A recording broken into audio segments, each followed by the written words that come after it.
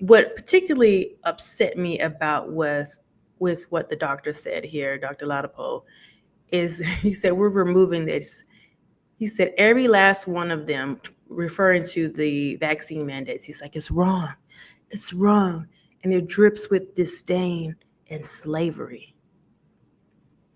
Brother, what? Slavery? You're comparing having a vaccine mandate to slavery? And see, this is why it's so important to learn our history, as they are trying to erase and erode the history lessons that we've learned, to try to remove any sort of truth about what happened during slavery.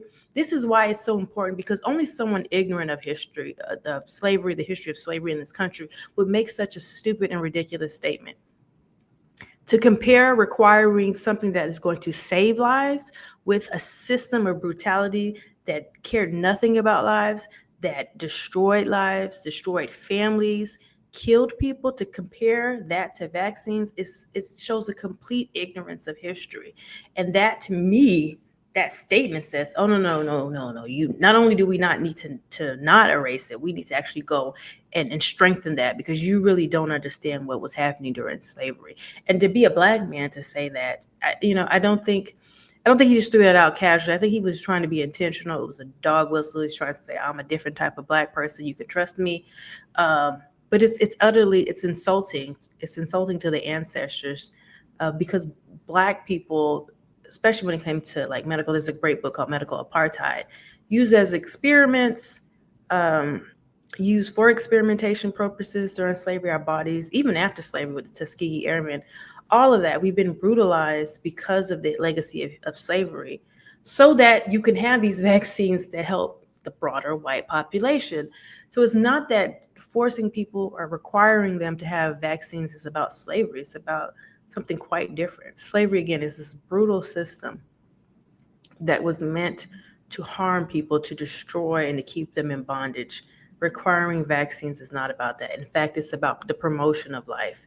And a lot of them, and I'm not going to get into vaccines. I'm not the scientist. I'm not going to do what a lot of people do here, other than just say, I know that the recommendations and the science research that's out there says that vaccines are very effective and they help us. I know people want to do this whole herd population or herd immunity, but people have to die. A lot of people have to die unnecessarily for herd immunity. And what vaccines do is sort of speed up that process. Again, I'm not a scientist, so I can't speak in the technical language, but it allows us to get there without people having to die unnecessarily. And I have a real problem when you have these officials who have no problem with people's lives being at stake. It almost feels like they're trying to do population control. I know that's a crazy conspiracy. I'll put that out there, but you can't tell me you care about life and then take these measures that jeopardize that, which actually brings me to why this is sort of on this whole podcast, which is in his justification for that, he says his body is a gift from God. And so he's tying this into this idea of, who am I to tell you what to do with your body? Well, you're the Surgeon General. That's kind of what you do, right? Right? You know what I mean? Like, I feel like people have no problem doing that when it comes to the issue of abortion and being pro-choice or pro-life.